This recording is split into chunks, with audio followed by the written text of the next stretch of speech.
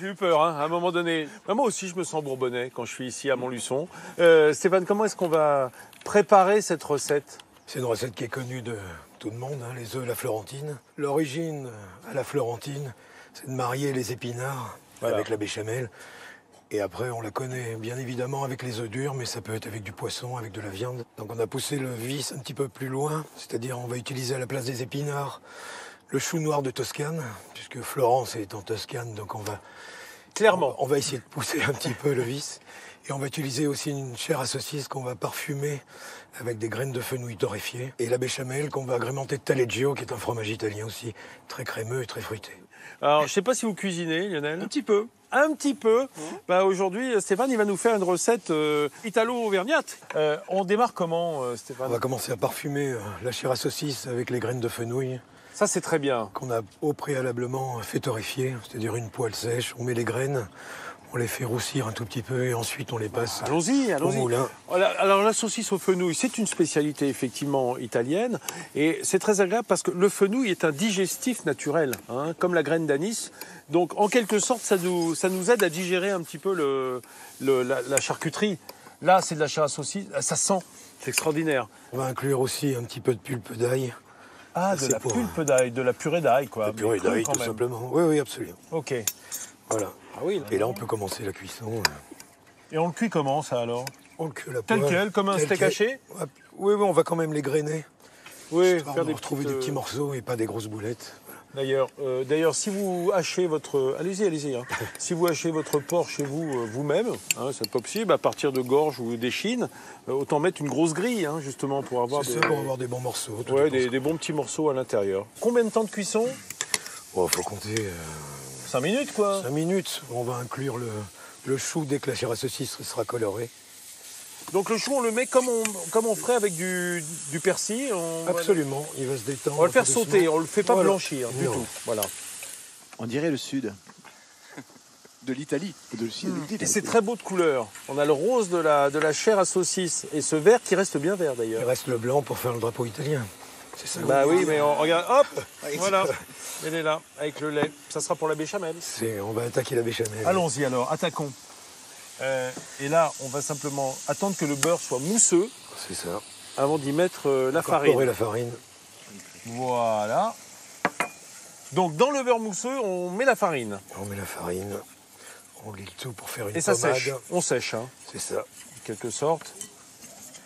On va incorporer un tout petit peu de lait. Froid au départ. Essayer de lier. Et continuer de faire une pommade. C'est pour ça que d'ailleurs on met le lait petit à petit pour détendre au fur et à mesure. Parce que si on mettait tout le lait d'un coup, forcément on n'arriverait pas à... Les grumeaux tourneraient dedans et ne seraient pas liés en définitive. Regardez, ça prend forme, hein. C'est chouette. Qu'est-ce que c'est le fromage qu'on rajoutait là-bas? Le taleggio. C'est une sorte de Saint-Nectaire moelleux italien, hein, c'est-à-dire une pâte souple, mais dont la croûte est lavée. Hein, par rapport au Saint-Nectaire. Absolument, oui. On va le mettre par petites touches. Et on garde la peau? On garde la peau? Oui. Oui. Faut que ça donne un petit peu de goût. Le gustatif. Voilà, on va laisser Stéphane incorporer le fromage qui va fondre doucement et donner un peu d'élasticité à cette béchamel supplémentaire. Chef, on a démarré les œufs pochés. Oui. Oui, alors un œuf poché, qui dit œuf poché dit œuf très frais. Oui. Hein, parce qu'il faut que ça soit gélatineux. Et plus un œuf attend, plus le blanc d'œuf perd de son gélatineux. Hein. C'est l'albumine, oui, qui fait. Regardez ça. Donc une eau frémissante, citronnée ou vinaigrée. Un œuf poché, c'est 2 minutes, 2 minutes et demie. Oui. Un très bel œuf poché. Voilà. Bon, alors, on a notre préparation à base de chair à saucisse au fenouil. On a nos épinards dedans. Allez, on peut commencer à dresser, chef. Donc on va prendre... Moi, je trouve qu'il fait faim, là. Donc, dessous, on met le... D'accord. Voilà, on va commencer à dresser. En fait, ce sont des œufs pas vraiment à la florentine, puisque la florentine serait aux épinards. Là, c'est le chou qui prend la place des épinards. C'est ça. C'est de la verdure. On met 2 œufs par personne. On va mettre 2 œufs. C'est copieux. Oui. Regarde la consistance de cette béchamel. Parce que, voilà, ça a donné beaucoup d'onctuosité, le fromage dedans. On le voit, ça fait presque des fils. Ça lie complètement. Ça fait un aligot. C'est pas un... Jérôme. Voilà l'Auvergne qui ressort. Hein. On parle... Alors en Auvergne, c'est plutôt la truffade que la Ligo. Exactement, c'est vrai. C'est onctueux, hein, c'est super onctueux. Pas trop salé, la béchamel. Non. Mais c'est vrai que la chair à saucisse dessous est assez salée en même temps. Oui. Est-ce qu'on termine avec quelque chose sur le dessus? On va terminer avec un pesto à la pistache. Donc la pistache qui va remplacer le pignon de Le pain. pignon de pain ou les noix ou les noisettes. Et le basilic va être remplacé par l'estragon.